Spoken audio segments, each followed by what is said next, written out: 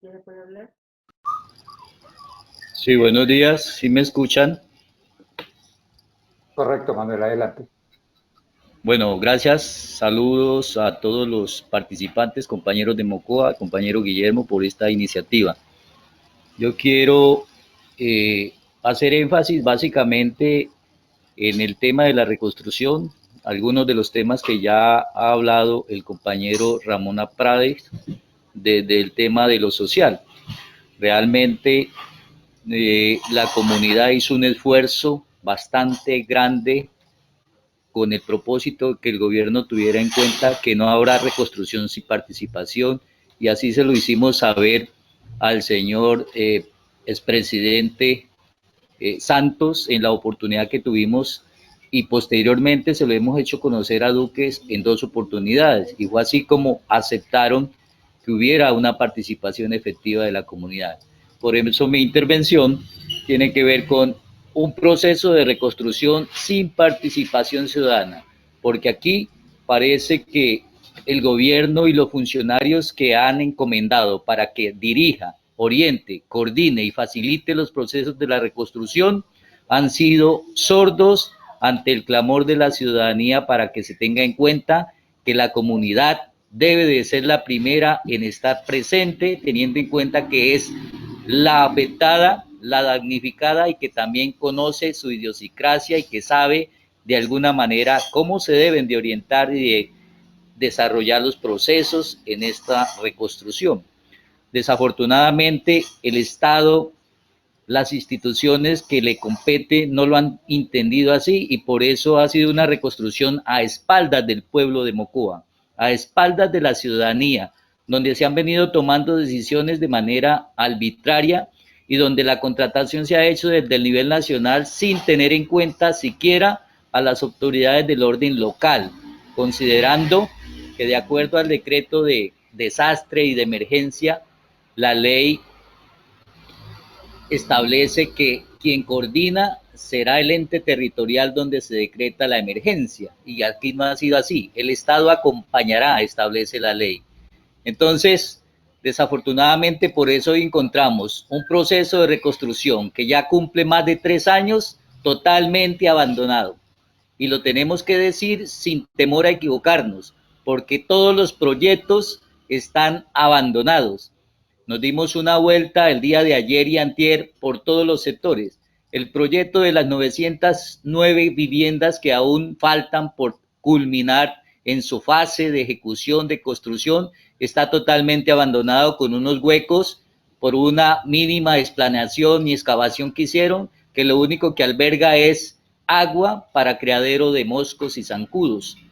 El proyecto del macrocolegio, igualmente existe una sola valla con un valor por alrededor de 8.000 millones y pico de pesos, donde está todo abandonado. Entonces quiero hacer énfasis en el trabajo que hemos venido haciendo desde la mesa única de la veeduría ciudadana por la reconstrucción de Mocoa. Hemos hecho, al igual que lo ha dicho el compañero Ramón, nos hemos consolidado y constituido en veedurías con el ánimo de hacer acompañamiento, pero también hacer un ejercicio del control a la inversión que se está haciendo en este proceso de reconstrucción. Desafortunadamente, a las entidades del Estado y a los contratistas no les interesa y se disgustan cuando la comunidad se organiza y ejerce ese derecho del control social a la inversión para mirar que las cosas se hagan bien, porque conocemos y sabemos de los esfuerzos del Estado para disponer recursos. Conocemos y sabemos que los recursos no son infinitos y que cada día son más escasos, y que los pocos recursos que se han logrado con el esfuerzo de la comunidad pues deben de invertirse de manera objetiva, de manera clara y de manera puntual. Desafortunadamente no es así. Hoy estamos igual que al inicio, con una serie de contratos en ejecución, pero que aún no se culminan. Los únicos contratos y las únicas obras que podemos ver en Mocoa son las que inicialmente se atendieron con recursos que no estaban en su momento destinados, como fueron los puentes. Inicialmente, el puente de la Avenida Colombia, subiendo a la antigua licorera, fueron recursos que, ya lo decía Ramón, los conseguimos a través de una acción ciudadana, de una gestión social que se hizo a través de un paro para construir una vía alterna para sacar el tráfico de Mocoa, que hoy se conoce como la vía perimetral. De allí sustrajeron estos recursos para construir ese puente y nada tiene que ver con el informe que hoy presenta el gobierno nacional a través de la Unidad Nacional de Gestión del Riesgo de Inversiones de su gestión. Son recursos que ya estaban, alrededor de 3.000 millones que se invirtieron para construir este puente. Los otros están todos inconclusos. Una emergencia que dejó a Mocoa sin agua cruda para el consumo humano porque nunca ha habido agua potable. Y por eso el gobierno de manera inmediata dispuso de 28.000 millones con un contrato superior de 24.000 millones, el resto es de supervisión e interventoría, para atender la emergencia y para resolver el problema inmediato con una empresa que se llama Germán García García, ¿sí? Esta reconstrucción valió 24.000, 1.631.000 pesos proyecto, y además esa reconstrucción aún no se culmina. Tenía que ver con varias obras, tiene que ver con el proyecto se denomina Reconstrucción Sistema de Acueducto de Mocoa, para resolver el problema. ¿Qué tenían que construir con estos 24.000 millones de pesos? Tenían que hacer la construcción de la bocatoma nuevamente para 300 litros por segundo, tenían que hacer la construcción de 2 tanques, dos desarenadores, tenían que hacer la construcción de una petar, tenían que optimizar el tanque que existe, tenían que optimizar la petar existente, tenían que hacer tratamiento de lodos, tenían que hacer optimización tanque de almacenamiento, optimización edificio existente, construcción caseta, operación, construcción de 2 tanques de almacenamiento, el uno por 927 metros cúbicos y el otro por 1.536 metros cúbicos, más la extendida de toda la red desde el sitio de la planta de tratamiento hacia el centro de la ciudad de Mocoa. Allí llevamos ya cumplidos 3 años largos y aún no se termina este proyecto, cuando fue en el marco de la emergencia y cuando fue para resolver un problema de carácter inmediato a la población de Mocoa. ¿Por qué? Porque nos dijeron siempre que hubo un obstáculo y un problema con la comunidad indígena que tiene asentamiento y su territorio en este sector. Pero el día de una charla que tuvimos, el gerente de Aguas Mocoa manifestaba que realmente estuvieron casi 2 meses en un trámite inoficioso entre la concesionaria Aliadas y Invías para poder que le dieran permiso para los pasos en las vías nacionales y hacer el cruce de la tubería que cruza por las vías nacionales. Entonces siempre le han mentido a Mocoa, porque mientras ellos estaban en estos trámites y mientras estaban haciendo trámites del orden institucional que debían de ser fáciles, de haber sido más eficientes, siempre justificaron que era la comunidad la que no permitía. Y hoy, aún así se construya este sistema y se lo deje totalmente terminado de acuerdo al contrato que está, seguimos con el problema, porque el problema se ha evidenciado, se ha hecho ya claro que el problema del acueducto, de la fuente Mulato, obedece a un problema de inestabilidad geológica de esta cuenca.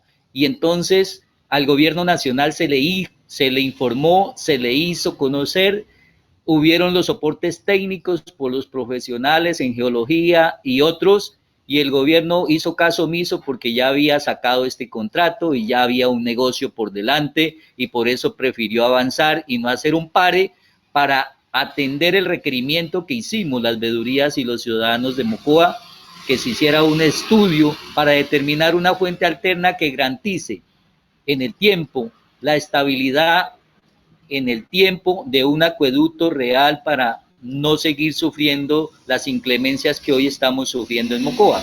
Entonces así se optimice todo y se construya lo que tienen que construir y se entregue, pues el problema siempre vamos a tener el problema de turbidez del agua, porque hay muchos sedimentos, porque hay remoción en masa en la parte alta y porque el problema es de la cuenca que tiene la inestabilidad y allí va a permanecer.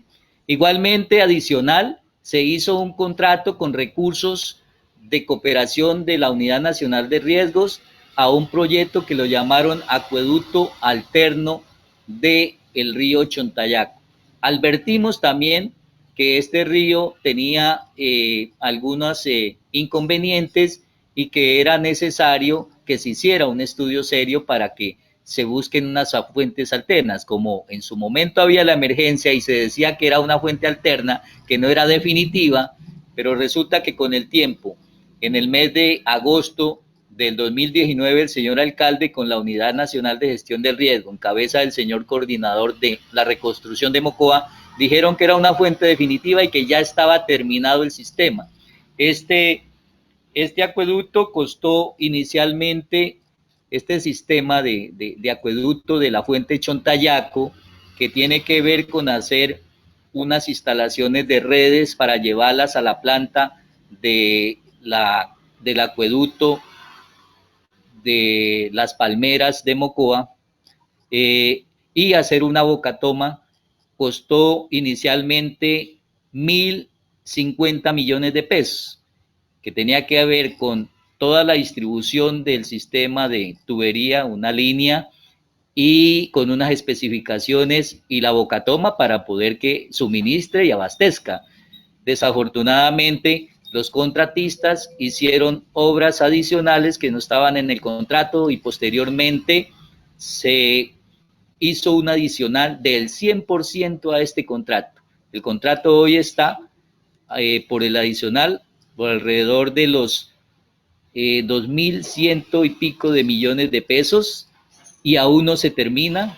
Nosotros hemos hecho unas visitas, hemos hecho un seguimiento, finalmente se presentó las quejas a la Contraloría General, a todas las CIAs, y hoy se tiene aperturado un proceso de investigación por parte de la Contraloría General de la República, 2 procesos sobre ese mismo caso, por el tema de que hubieron presuntos sobrecostos en los materiales que suministraron y se hicieron obras que no estaban en el contrato inicial, se llaman hechos cumplidos porque los metieron en el contrato de la adición. Y de esa manera, hoy, a través de las visitas que ha hecho con la Contraloría, el proceso de denuncia y la apertura de la investigación que ha hecho la Contraloría General, se ha logrado de que el contratista reconozca de que sí hizo obras y que hay hechos cumplidos y que también hay algunos sobrecostos, unos presuntos sobrecostos y se está en ese proceso. Entonces las veedurías no hacemos el seguimiento, el control y el acompañamiento simplemente por ofender, por molestar o por generar dificultades. Se hacen cuando se tiene causa, conocimiento de causa y hay razones para hacerla, y hoy se está demostrado de que sí hay allí presuntas irregularidades en este proceso de Chontayaco, que desde el 1 de agosto, insisto, dieron el parte la administración del señor Castro y la unidad de riesgos, que ya se tenía la fuente alterna y que se comenzaba a suministrar. Hasta el día de hoy hay problemas porque no está entregada en su totalidad, porque hay fallas. Inicialmente la planta de la bocatoma tenía un costo aproximado de 156.160 millones y se hizo una bocatoma provisional con unos gaviones que allí están y cualquiera los puede ir a ver hasta el momento. En el contrato adicional cambiaron las reglas de fuego y pusieron una bocatoma. La bocatoma inicial era en concreto reforzado y cambiaron y le subieron de 160 millones casi a 500 millones de pesos el contrato adicional de esta bocatoma. Entonces allí también hay presuntas irregularidades porque ya estaba contratado en el contrato inicial y cómo lo meten y le cambian los valores cuando ya estaban presupuestados inicialmente. Entonces, eso es lo que estamos haciendo los ciudadanos desde las veedurías, evidenciando los problemas que existen. Entonces, insisto en que así se resuelva y se termine. Hay que también anotar que La reconstrucción de la Bocatoma de Mulato se hizo inicialmente, al iniciar las obras. Después, el 12 de agosto del año anterior, hizo otra fuerte lluvias y se llevó básicamente lo reconstruido, y hoy ustedes pueden ir y mirar y evidenciar que allí están todos los hierros destapados y hay problemas serios. Por eso, hoy la interventoría, el contratista y Findeter están hablando de un adicional aproximadamente de 1.300 millones para hacer unas obras de mitigación sobre la parte alta de la Bocatoma. Es decir, habría que hacer una inversión nuevamente y hacer mayores inversiones para tratar de solucionar el problema que existe por falta de una planificación y por falta de unos diseños desde su inicio. Ese problema tenemos con el tema de acueducto. Igualmente hay otras obras abandonadas como son las obras de la vivienda. Inicialmente el diagnóstico que se dio se requería para atender la emergencia y las personas damnificadas y vulneradas por la avenida fluviotorrencial de 1.700 viviendas, pero el gobierno nacional con la administración priorizaron 1.209 viviendas, de las cuales están entregadas 300 viviendas y está por construirse las 909 viviendas en un terreno que, ya lo decía el compañero Ramón, tiene problemas serios por humedad, hay determinantes ambientales que no están definidos. Si están definidos algunas zonas de reserva y de conservación de áreas, no está definido el tema de vertimiento, de afloramiento de agua en otros. Entonces, el área se reduce significativamente. Ahí está tirado y no se ha dado inicio a esa construcción de esas 909 viviendas por un valor muy significativo,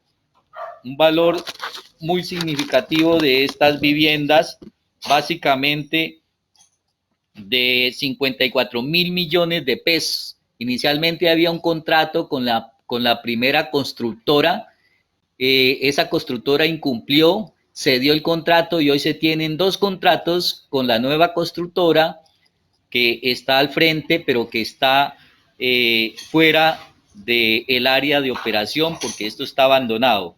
Estos dos contratos tienen un costo, el uno inicialmente de 25.000 millones y pico y el otro de 27.000 millones. Y existe una interventoría por un valor aproximado de las últimas 909 viviendas de 4.000 millones de pesos.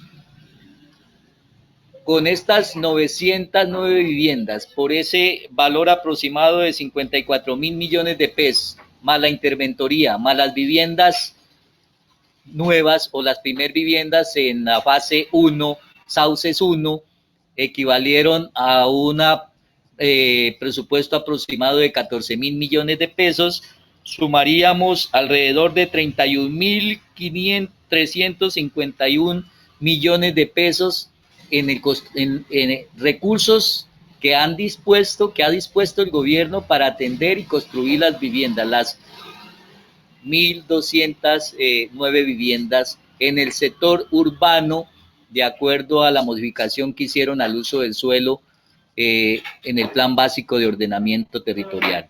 Hay otro proyecto de vivienda de interés rural que tiene que ver con la construcción de 252 viviendas.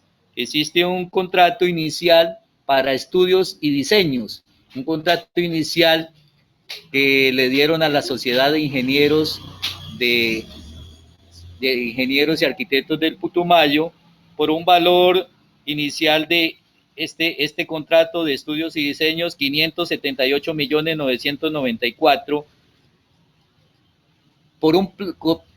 con un plazo de 3 meses inicialmente. El plazo inicial está de 9 de abril del 2019, 3 meses, abril, mayo, junio, julio, tenía que entregarse en los estudios y diseños. Hoy llevamos más de un año y no conocemos los estudios y diseños de manera oficial entregados. Además, es de hacer la anotación que ni los que están haciendo los estudios y diseños, ni los que están ejerciendo la interventoría tienen el conocimiento sobre urbanismo específicamente. Y no sabemos si estos estudios y diseños lo ha anunciado la Unidad Nacional de Gestión del Riesgo, que ya están listos, que están simplemente a la espera de que la administración municipal les entregue la licencia de construcción. No sabemos si serán sometidos a una supervisión, al criterio de una socialización con las veedurías y con la comunidad de Mocoa para saber qué va a pasar con esa urbanización en este centro rural nucleado. Entonces, allí también tenemos que hacer un alto para mirar qué pasa con los profesionales del Putumayo, que después de 3 meses de plazo de una construcción de una obra llevan más de un año y no se conocen los resultados finales. Igualmente está votado el tema de plaza de mercado, que ya lo comentarán los compañeros. Existen otros proyectos, como el sistema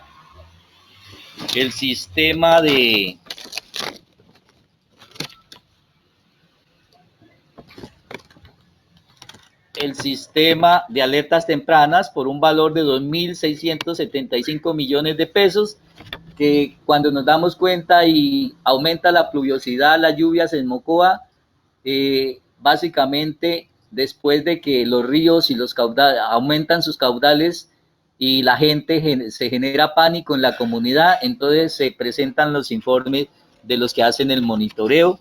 Dice que existen 7 estaciones hidrológicas, 16 estaciones hidrológicas, 7 estaciones meteorológicas, 13 pluviométricas, 16 sonoras y una estación central, pues que nadie la conocemos hasta el momento.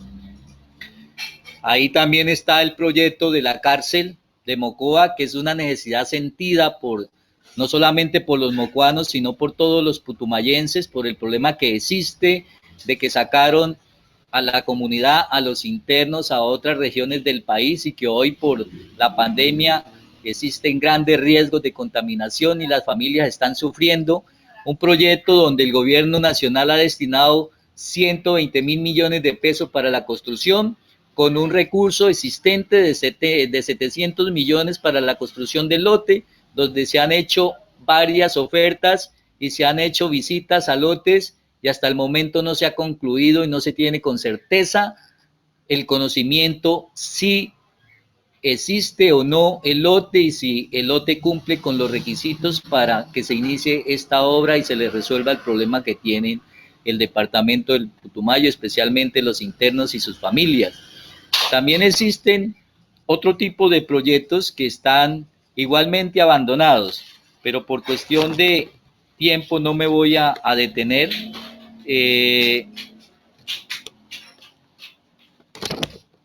Tiene que ver con los estudios que se presentaron sobre las obras de mitigación. Las obras de mitigación son un clamor, una necesidad y una sugerencia que le hicimos desde la comunidad al gobierno nacional de Santos y posteriormente de Duque, que necesitamos antes de todo obras de construcción de mitigación para resolver y atender el problema que tenemos en Mocoa. Después de tanto tiempo, se hicieron unos estudios y diseños en el año anterior, 2018, y en el año 2019, el 22 de diciembre del 2019, lo llevaron a OCAD y se aprobó por la OCAD, con el antecedente y el agravante de que el DNP, que es la autoridad que planifica el desarrollo del país, no votó favorablemente, fue negativo su voto porque expuso que habían problemas de sobrecosto en los ítems de estos proyectos y más sin embargo fue votado por el anterior alcalde, el señor José Antonio Castro, y la señora exgobernadora Sorrera Roca, pese a las observaciones que hizo el DNP y que allí están en el informe que presentó y dice que hay sobrecostos y que otros proyectos tienen falencias de tipo técnica.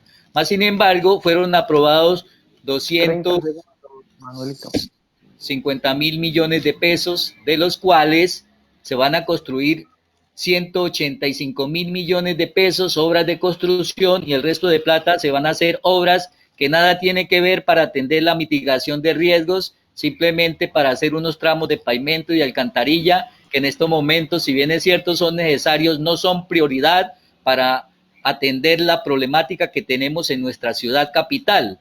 Además, se va a hacer el plan maestro de alcantarillado. Ese plan maestro de alcantarillado tendrá que hacerse después de los estudios y diseños que en estos momentos están terminando. Para finales de este mes del 2020 estarán terminados y con eso se tomarán las decisiones para hacer las inversiones que se tienen aprobadas por el, el préstamo del BID. Y no es posible que se hagan alcantarillados, tramos de alcantarillados, se inviertan recursos cuando se está a puertas de iniciarse la construcción del plan maestro de alcantarillado de Mocoa. No es posible que se hagan inversiones para construir tramos de pavimento en algunos sectores cuando posteriormente tendrían que levantarse y destruirse porque se requiere abrir las cunetas para meter la tubería del nuevo sistema de alcantarillado. Entonces, hemos advertido a las entidades y hemos hecho las observaciones, pero finalmente no hay nada concreto. Sí, estamos tratando Queremos de evidenciarlo. Eso queremos evidenciarlo hoy en este conversatorio, ya que están presentes las CIAs, para que se tomen las medidas correspondientes. Igualmente, tenemos problemas porque se va a hacer inversión con las obras de mitigación sobre la parte alta y baja de las cuencas del río Sangoyaco y Mulato, y está en proceso de construcción de los estudios y diseños de la parte alta. La mayor problemática que existe sobre posibles eventualidades por avenida fluviotorrencial o deslizamiento o remoción en masa está sobre la parte alta, que aún no está estudiada en su totalidad.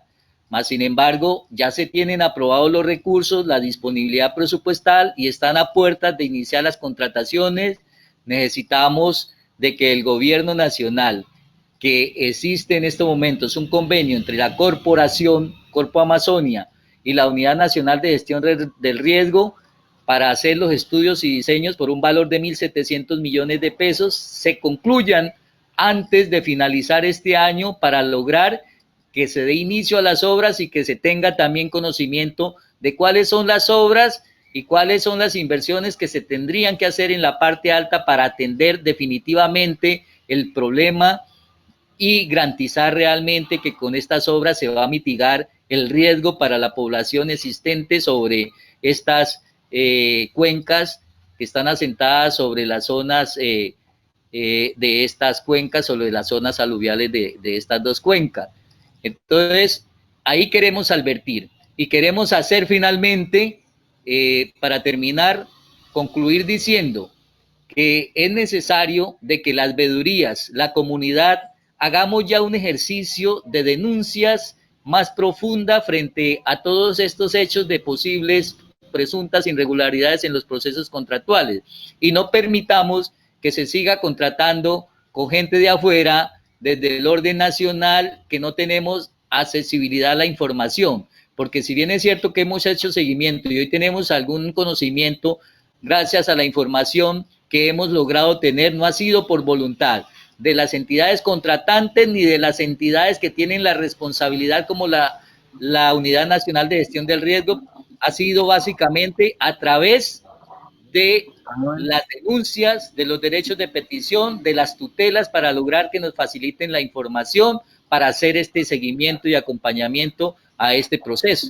Entonces, mi propuesta es que logremos hoy, después de este conversatorio, como una conclusión de que se haga un equipo de trabajo para hacer el seguimiento a este proceso y con toda la información y las evidencias que existen para hacer las denuncias necesarias y pertinentes ante las entidades competentes y finalmente manifestar que tenemos que exigirle a la Unidad Nacional de Gestión del Riesgo que los recursos son de Mocoa, porque no fueron recursos para las obras de mitigación. Estos 250.000 millones no fueron sacados del presupuesto nacional. Fueron rendimientos financieros de recursos de regalías que estaban allí y le pertenecen a Mocoa, y que es Mocoa quien tiene que tomar la decisión y su gente para hacer ese seguimiento. Así es de que exijámosle a la Unidad Nacional de Riesgo, porque es la responsable directa del tema de la reconstrucción, que tiene en su cabeza y en su función la coordinación, y ni siquiera reciben una solicitud cuando la comunidad se dirige para que le den información. Muchas gracias y muy amables. Bueno, muchas gracias, Manuel. ¿Sigue, Guillermo? Sí, sigue Laura, por favor. Intenta hacer el mayor esfuerzo por ocupar los 20 minutos, 5 minutos extras. Aquí no estamos restringiendo nada, pero intentemos hacer el esfuerzo porque hay varias personas que están pidiendo. Laura, se prepara el gobernador y ha pedido también un espacio corto, Sigifredo. Entonces, después del gobernador, Sigifredo. Entonces, vamos, Laura, muchísimas gracias, y se prepara el gobernador, que estaba un poco atrasado. 10:44, sigue Laura. No tiene sonido, Laura. Sonido, Laurita. Laura. Allá, ¿dónde están? El otro está colgado. Laura. Laura, tu sonido, activa el micrófono. No se te escucha nada.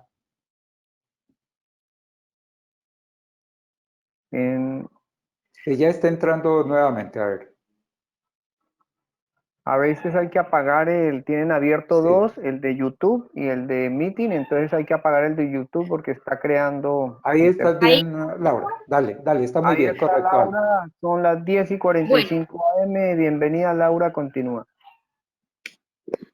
Bueno, muy buenos días a todos y a todas. Mi nombre es Laura Montoya, periodista, lideresa social, defensora de los derechos humanos y ante todo, pues, damnificada, víctima y sobreviviente, pues, de esta tragedia de Mocoa. Primero que todo, yo quiero hacer un paréntesis y quiero enviar... Laurita, disculpa, para verte. Ahí estoy bien. ¿Sí? ¿Está bien? ¿Ahí ya me escuchan? Está bien. Quisiera saber si me escuchan bien. Hola, ¿sí? ¿Bien? Sí, señora. Sí, bueno. Señora. Adelante, Laura. Muchas gracias. Muy buenos días nuevamente para todos y para todas. Mi nombre es Laura Montoya, soy periodista, lideresa social, defensora de los derechos humanos y ante todo damnificada, sobreviviente de esta tragedia. Antes que todo, yo quiero iniciar dando un saludo de fuerza, de solidaridad para todo el Putumayo, para todas las familias que en este momento están siendo víctimas de esta terrible enfermedad del COVID-19. Oramos por la salud de nuestro gobernador, oramos por la salud de nuestro alcalde, John Jairo Imbachí, que también está aislado, esperando pues las pruebas, por todas las familias que en este momento están siendo aisladas, y pedirle desde este espacio a todos los putumayenses, a todos los mocuanos, a que nos tomemos esto en serio, a que nuestro único puerto de salvación es el autocuidado, es concientizarnos, es realmente solidarizarnos, empatizarnos con esta situación y saber que nuestro sistema de salud es uno de los más débiles del país y que si no nos cuidamos todos, pues esto puede terminar en un segundo Amazonas, así que la salvación está en nuestras manos. Y juntos vamos a poder salir de esto, pero si tomamos conciencia y una responsabilidad colectiva. Dicho esto, paso a lo que me compete en este espacio, agradeciendo a quienes tomaron esta iniciativa tan justa y tan necesaria, especialmente a Guillermo y a todas las vedurías. Estamos en un momento de pandemia, sí, una situación trágica en todo el mundo, pero no podemos olvidar nuestras realidades, no podemos olvidar lo que aquí sufrimos y que precisamente por la tragedia, pues para Putumayo y para ciudades como Mocoa esto es doblemente crítico, doblemente difícil. Para quienes sufrimos esta tragedia, para los que salimos de allá del lodo, para los que sobrevivimos, para los que tragamos barro, nuestra lucha empezó desde el día 1, desde el día 0, porque no solamente fue aquí vencer el barro, vencer el lodo, vencer las piedras, vencer todo eso que intentó matarnos y mató a nuestras familias y amigos, sino que después fue intentar vencer la corrupción, fue seguir luchando contra la apatía, contra la indolencia de la institucionalidad. Decía Manuel que aquí hubo unos responsables llamados unidad de riesgo. Yo pienso que aquí, de todo lo que pasó post tragedia, hubo muchos responsables, porque si muy bien los dineros no los manejaron los gobernantes acá, pues nosotros los elegimos a ellos. Elegimos un alcalde, elegimos a una gobernadora y elegimos a mucha gente para que precisamente nos defendiera ante una situación como esa, y fueron unos gobiernos sumisos, unos gobiernos silenciosos, unos gobiernos que definitivamente hicieron caso omiso ante el dolor de mucha gente. Porque no es solamente que uno no tenga el lapicero en la mano y que no pueda contratar, es dolerse de todo un pueblo que clamaba justicia y que clamaba reparación. Cuando digo que la lucha 1 empezó desde ese 1 de abril del 2017, cuando nosotros vimos la luz del día y vimos que el 45% de nuestra ciudad había desaparecido, cuando veíamos cuerpos por todo lado, cuando esto parecía una ciudad de zombies, cuando ni siquiera nos reconocíamos las caras del barro, cuando todos buscábamos a nuestras familias, a nuestros vecinos, a nuestros niños, desde ese día empezó la lucha, desde el día 1 post tragedia. Entonces fue luchar porque nos entregaran los cuerpos, era luchar contra medicina legal y toda su inoperancia y toda su lentitud ante un sistema de salud que no estaba preparado para una tragedia como esta, pero que si bien sabemos que Colombia es uno de los países en Latinoamérica con más tragedias naturales, estas cosas no deberían pasar, aun cuando esto ya existían estudios y cuando Mocoa estaba en riesgo. Era pelear en el cementerio porque nos entregaran a nuestras familias, los cuerpos, era luchar contra medicina para que no confundieran los cuerpos, porque aún así, entregando los cuerpos listos, identificados, los perdieron. A nosotros nos tocó, hasta 2 años después, desenterrar a nuestra gente, desenterrar a nuestros niños, porque se los habían entregado a familias equivocadas. Todo esto pasó y mucha gente no lo sabe, porque claro, cuando hablamos de reconstrucción, pues hablamos de casas, de viviendas, de vías, de cemento, de ladrillo, pero casi nadie habla del dolor, casi nadie habla del tejido social, de esa reparación psicosocial que debe haber, porque es que como lo dijimos, como lo dije el 17 de julio, en la primera salida que hicimos a Bogotá, ante el 80% del gabinete del gobierno Santos, en una invitación que nos hiciera el actual ministro Guillermo Rivera en ese entonces, pero que fue una invitación por el plantón que nosotros hicimos durante los primeros 100 días de la tragedia. La reparación de los pueblos después de una tragedia no tiene nada que ver con casas y puentes. La reparación de los pueblos que sufren una tragedia tiene que ver es con lo que va por dentro, cómo nos están atendiendo, cómo están atendiendo nuestro dolor, cómo están reparando a nuestras víctimas. Y la primera lucha fue esa, contra medicina legal, para que nos entregaran a nuestra gente. Luego fue con los desaparecidos, porque como toda ley de este país, que parece que la hicieran los robots y no personas, leyes frías e insensibles, pues decía que los primeros 10 días el gobierno activaba todos los protocolos de búsqueda, pero después defiéndanse como puedan, busquen a su gente como puedan, ¿no? Y a nosotros nos tocaba buscar a nuestra gente solos, reunirnos en grupo e irnos por los ríos, por las riberas de los ríos, en lancha, arriesgando nuestra vida, en las escombreras, buscando a nuestra gente.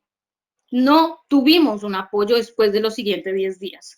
Gracias al voluntariado de las personas, de los socorristas que venían de otros países, que aún así la Cruz Roja los trataba a las patadas, como lo hicieron con los socorristas del Ecuador, y con voluntarios de aquí, de la ciudad.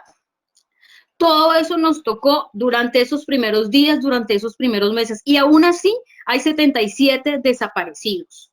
Aún así todavía hay 77 familias que esperan saber qué pasó con sus familias? ¿Por qué nunca se buscaron? ¿Por qué el gobierno nos abandonó en un momento tan difícil? Después fue el tema de luchar contra la corrupción por las ayudas. Entonces veíamos cómo desviaban camiones llenos de ayudas humanitarias cuando aquí muchas personas estaban necesitando. Que gracias a la solidaridad de mucha gente del mundo entero, que donó miles y miles de pesos, de millones, de dólares que llegaron a esta tragedia, porque el mismo director de la unidad dijo que era la tragedia que más había recibido donaciones en toda la historia de Colombia. Pues aún así, esas donaciones, pues nosotros las seguimos esperando, nosotros seguimos esperando qué se hicieron y por qué nunca nos quisieron dar una rendición creíble, una rendición seria, a pesar de las solicitudes de las veedurías y de todos los grupos sociales que nos hemos organizado luchando durante estos 3 años. Pero primero empezó con desviando los mercados, la gente surtía supermercados, la gente surtía tiendas, desviaban los camiones para otros municipios. Y esa fue también una lucha para nosotros. Y después pasaron los primeros 100 días y no veíamos avances y veíamos cómo fuimos víctimas de una falsa publicidad. Desde Bogotá nos decían los noticieros que Mocoa estaba mejor que antes, que acá todo estaba bien, que estábamos inundados de plata, que estábamos inundados de donaciones, que estábamos inundados. Sí, hubo mucha solidaridad. Gracias a Dios, los países se unieron y recibimos muchas donaciones. Pero ¿en manos de quién terminaron las mayorías de esas donaciones? ¿Qué hicieron con los dineros? Si es que la gente, los niños, los países, las marcas, las empresas, los gobiernos que se solidarizaron con Mocoa, no lo hicieron porque se dañaron las casas, porque se fracturaron los puentes, no lo hicieron porque murieron personas, lo hicieron porque murieron niños, porque las imágenes eran desgarradoras, porque los audios de la gente que grabó esto en tiempo real eran desgarradores. Por eso se solidarizó la gente. No era para que nos construyeran vías donde no pasó la tragedia. No era para que construyeran puentes porque eso le compete al Estado. Eso es una responsabilidad del Estado, no de las personas que se solidarizaron con nosotros. Las donaciones tenían que ser para reparar individualmente a las familias, individualmente a las personas, quien perdió su casa, quien perdió sus negocios, quien perdimos nuestros lotes, que hoy nadie nos responde con eso, quienes perdimos nuestros modos de vida. Para eso eran las donaciones, pero aquí faltaron voceros desde el gobierno, faltaron voceros locales que se pusieran en el dolor de las víctimas y dejaron que la unidad de riesgo actuara a su manera, que centralizaran todas las donaciones, que centralizaran toda la contratación y que aquí sencillamente cada quien se defendiera como puede. El tema de los desaparecidos que me compete a mí, ¿por qué digo que me compete a mí? Porque niños de mi fundación desaparecieron en esa tragedia. No soy mamá y no perdí familiares, pero me empoderé de esa lucha porque sencillamente noté que por el tema de los fallecidos, ok, se les daba una mínima reparación, que ese es otro tema, otra denuncia que voy a hacer, que es con el FOSIGA, una mínima reparación de 18 millones de pesos, a los cuales les descontaban como 4 millones de pesos de gastos funerarios, por gastos funerarios que no hicieron con todas las familias, unos ataúdes casi de icopor que les entregaban a las familias, una cosa tremendamente que uno no entiende la indolencia de esto, pero les descontaban como 4 millones, les iban entregando a las familias alrededor de 14 millones de pesos. Pero hay familias que aún no reciben esa reparación. Yo sí quisiera hacerle un llamado a la Secretaría de Salud Municipal, a la Secretaría de Salud Departamental, a nuestros actuales gobernantes, para que revisen ese tema. Conozco de primera mano muchas familias que aún hasta el momento no han recibido esa mínima reparación que recibieron muchas otras. Hay familias que todavía esperan esa reparación del FOSIGA. ¿Dónde está ese dinero? ¿Dónde están esos millones? ¿Por qué 3 años después tienen a las familias esperando por esa mínima reparación administrativa que tienen derecho por la pérdida de sus familiares? Nuestros niños desaparecidos, tengo que decirlo aquí en este momento y con mi corazón arrugado, A nuestros niños que sobrevivieron, nos los robaron. Aquí en Mocoa pasó algo muy similar a lo que pasó hace más de 30 años en Armero. Es una realidad que muchos no saben. Es una realidad que a pesar de que nosotros hemos sido como voces en el desierto, denunciando ante el Congreso, denunciando ante el presidente Santos, sus ministerios, ante Duque cuando vino por primera vez aquí en el 2018, ante la vicepresidenta, es algo que todavía está invisibilizado. Algo que luchando con las uñas, con nuestros propios recursos, haciendo actividades, pidiendo, hemos logrado visibilizar de alguna manera. Pero aquí hay 7 casos de 7 niños que ya están en manos de la Fiscalía, porque son los casos que yo personalmente, como periodista, he hecho ese trabajo investigativo, investigando en muchos rincones del país, nuestras propias recursos, y hemos logrado reunir todo el material probatorio para que estos casos lleguen a la Fiscalía. Son 7 niños. Uno de ellos es él, para que lo conozcan. Jason David Bustamante Muñoz. Otro caso, Jason David Bustamante Muñoz desapareció del ITP. Jason David Bustamante, hay 10, mejor dicho, hay 15 testigos de este niño, entre ellos funcionarios del hospital, que lo atendieron, que lo curaron, que lo vieron. Y Jason David hoy, 3 años después, está desaparecido. Neymar Burbano, de 3 años, desapareció del ITP. ¿Quién estaba a cargo de estos niños en el ITP?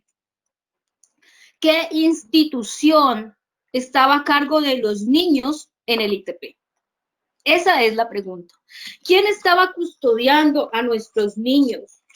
Todos ellos que hoy sus familias los lloran, los buscan y que no saben dónde están. Ella es Margie Seleni Ortiz. Aparece en los listados. Son 7 niños que los quiero mencionar aquí porque son niños que si quizá hubiesen pertenecido a familias pudientes, a familias políticas, de mandatarios de este país, hoy se hubiese actuado ya con más justicia. Jason David Bustamante tenía 8 años, hoy debe tener 11 años. Neymar Burbano tenía 2 años, hoy debe tener 5 años. Andrea Chilito, una niña de 10 años que desapareció también del ITP, hoy debe tener 13 años. Angie Selene Ortiz, 2 años. Dylan Rosero, 2 años. Dylan Rosero tiene muchos testigos, el niño de Iván, muchos testigos, entre ellos gente de las instituciones que vieron y testificaron en esto. Brittany Nicole tenía 4 años y Angie Caterine Pantoja, una menor de 16 años, quien su mejor amigo la ayudó a subir a la ambulancia para llevarse al hospital y no aparece ni en el hospital, no aparece ni como fallecida, solo como desaparecida. ¿Qué pasó con nuestros niños y jóvenes que desaparecieron? ¿Dónde están? Si ustedes ven el libro de los niños perdidos, si ustedes leen el libro de los perdidos de Armero, el libro rojo, fundación a la que nos dimos el trabajo de visitar en diciembre del 2017, porque es una fundación de la cual aprendimos muchísimo, porque ellos se dedicaron durante muchos años a buscar los niños perdidos de Armero. Pues esta fundación igualmente se ha dedicado a luchar y durante más de 8 años de su tarea han logrado 5 reencuentros. Porque ¿qué hizo el ICBF en ese tiempo con Armero? A los niños los dieron en adopción irregulares, a los niños los entregaron por entregarlos y creemos que casos similares sucedieron aquí en Mocoa. Las denuncias que están en fiscalía por nuestros niños están por diferentes delitos, por secuestro, tráfico de niños, adopción irregular, falsedad en documento, concusión, cohecho, tráfico de influencias, enriquecimiento ilícito, está por prevaricato, abuso de autoridad, están por todos estos delitos porque cualquiera de esos delitos pudo haber cobijado a nuestros niños. Entonces, desde aquí, de este espacio, elevo mi voz, clamando justicia para que la Fiscalía actúe con más rapidez. Claro que han actuado, no puedo decir que no y no puedo desconocer también la voluntad de nuestra vicepresidenta, que fue la única persona del gobierno que nos ha escuchado. Se conmovió cuando denunciamos con ella, cuando le entregué una carpeta así de denuncias y de documentos y de material probatorio, y dijo, por Dios, ¿cómo esto está pasando en Mocoa?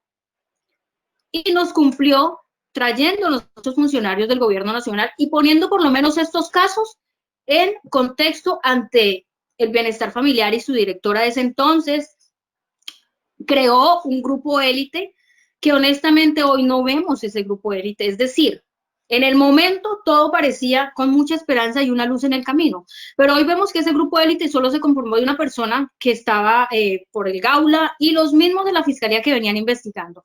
Hoy por hoy, niños no aparecen ni en la Interpol como personas buscadas, nuestros niños ni siquiera en Ecuador, porque allá hemos ido, ni siquiera aparecen allá en los listados de los entes de ecuatorianos. Podemos ver que esto no avanza. Entonces, clamamos por nuestros niños. Y me gusta que el alcalde esté aquí para pedirle y solicitarle a él y solicitarle a nuestro gobernador y solicitarle a todas las autoridades de que esto no puede seguir así. Son niños. Es la sociedad que más debemos cuidar. Quienes son papás y quienes son mamás, pregúntense qué harían si ustedes supieran que su hijo sobrevivió de la tragedia y hoy no está. Hoy no está. Entonces, esas denuncias quería hacerlas. Sobre lo del Fosiga también, quería comentarles también que me parece el colmo que muchas personas que han querido donar viviendas, aún con el problema de habitabilidad que tenemos en Mocoa, aún sabiendo que solo 300 casas han entregado de las 1.100 o las 1.300 que prometieron, personas como el doctor Álvaro Paredes, con su fundación el Club de Leones, venga rogando hace más de 2 años para obsequiar, para donar 10 viviendas y no se haya podido. Nos parece injusto, muy injusto, que donantes como Antioquia Presente haya retirado esa ayuda porque quería donar 60 viviendas, pero no se pudo. No hubo dolientes en Mocoa desde los gobiernos que pudieran permitir que estos donantes entregaran sus casas. 60, estamos hablando ya de 70 viviendas que hemos perdido por la inoperancia. Y no es justo que cuando tantas familias están viviendo en la nada, como el caso de las familias de nuestros niños huérfanos, que es otra bandera de la que yo me he apoderado, y con esto finalizo, como se lo decíamos al presidente Duque y a la vicepresidenta, ¿cómo es posible que ante tantos miles de millones de pesos que llegaron a Mocoa, nuestros niños huérfanos que perdieron sus papás, que perdieron todas las personas, su núcleo familiar, como el caso de Anderson, que lo voy aquí a colación, quien está viviendo ahora en lancha de Puerto Asís, en una casita en tierra, con su primito que también es huérfano, a cargo de su abuelo. Niños no hayan recibido ni una migaja de pan, porque esos dineros llegaron para ellos. Niños como Jairo Fernando Calderón, que fue un niño que yo adopté, un joven de 15 años que quedó solo. Se murió su mamá, su padrastro, sus hermanas, sus sobrinos, todos, su casa. Cayó en la drogadicción. Me tocó luchar con él, con el ICBF, con el Amigoniano, que se acabó.